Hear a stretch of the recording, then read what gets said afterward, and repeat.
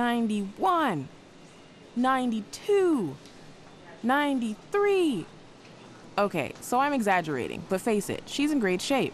Wish I could get motivated like that. Believe it or not, she's actually at work. You're in the Markham, Ontario gym of Staples Business Depot. David Burt is general counsel. We had the opportunity to, a couple of years ago, to design our own building. And with the help of our fitness consultants, TriFit, we put together a proposal and for this facility. And lo and behold, against all odds, it was approved. The fitness program started small, but later the company decided to expand. We started off our wellness program very small, without a gym, with just a one-day-a-week consultant. And it gradually grew. And we had the opportunity, when we moved to this building 3 years ago, to really go for it and put a gym in. And it's been an absolutely fantastic success.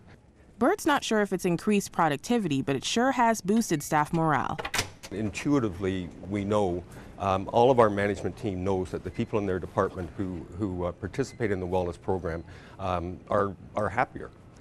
They see people in their departments playing ball hockey out in the parking lot with people from other departments, which wouldn't happen without this program. They hear comments about the health fair we put on once or twice a year.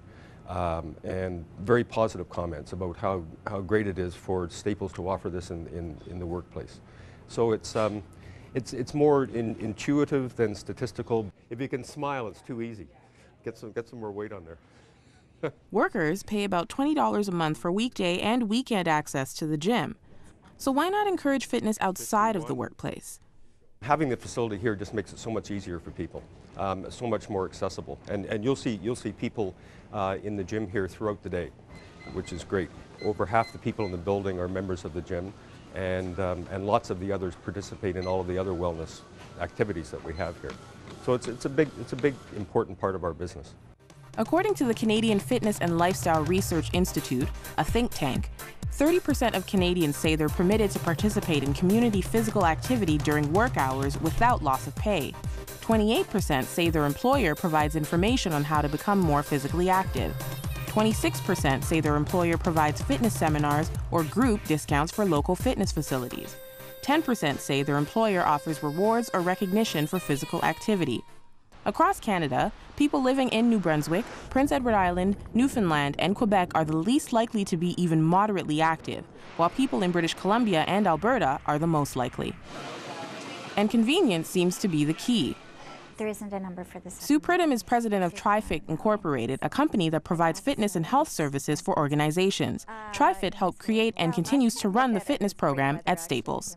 We'd find out a little bit about what the company is already doing in the way of health and well-being and their goals, and then we would work with them to take a look at overall healthcare costs, areas where they may want to see reduction in costs, and help them to establish goals. So we would come into an organization and help them to create the business case to put in an on-site fitness facility. But it's not just the employees who benefit. Companies stand to profit too. I think one of the key benefits is decreased healthcare costs that companies can expect to see decreased costs associated with drug utilization, with health issues, but they can also expect to be able to attract and retain top talent. They also can expect to see increases in productivity, decreases in employee turnover, and increased morale and job satisfaction. For those who may not be comfortable with working out in front of their coworkers, like moi, TriFit has alternatives. We do health fairs. We would provide lunch and learn seminars on a variety of different topics, everything from setting up your own fitness program to nutrition and weight management to stress and balance. Even for women who are off on maternity leave for a period of time and want to do something post-pregnancy to get themselves back into shape. So there are a variety of different things that we do to help employees move along the continuum and increase their comfort levels so that they are ready to join the workout facilities at the gym. So what do Staples employees think of the fitness program? Years ago when I had a gym membership outside of work, that I found it really hard to get motivated to go to the gym before and after work, but this is great. It's on my way to work. It's really cross-functional. I'm meeting people from different floors I wouldn't have met or have gone to talk to before. You know, we exchange different techniques, like, oh, this race really worked for me, you know, this push-up works for me, this one doesn't. So it's a real gathering of people, and you get to meet people you wouldn't have otherwise met. The fitness program costs a total of $100,000, which includes the gym, TriFit staff, and online and circuit training programs. At 15,000 employees across Canada, that's a cost of about $6 to $7 per employee. So what about companies who just can't afford a fitness program? Well, meet Dr. Peter Williams, a licensed chiropractor with tips on how to get fit while you sit. So what I always recommend is start from the top and work your way down. So you can just go move the shoulders in a circular motion, starting backwards. You do it about 5 times, and then go forward about 5 times. That's right, and get things moving like that. Then the other thing is your spine, when it's not in the correct posture, the most stable position for the spine is bending from one side to the other.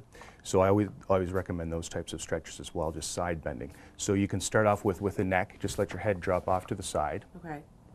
And if you want a better stretch, then you can take your hand and just use your fingertips and push a little more.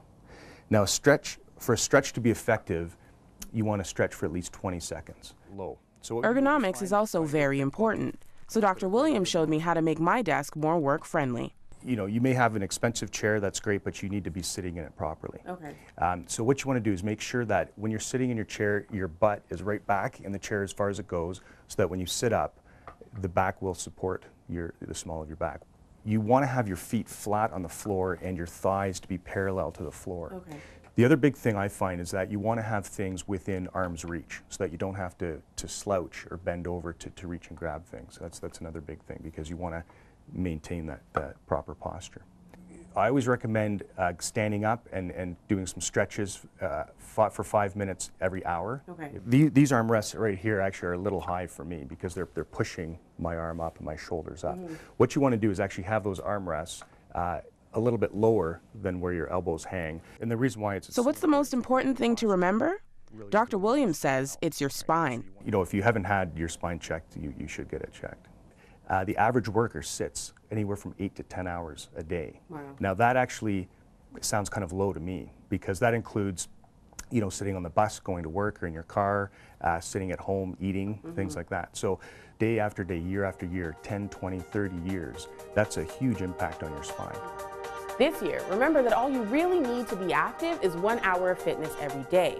Try walking the stairs with some coworkers during your breaks, or using a pedometer to count your steps. Whatever you do, just remember that fitness is key to healthy living.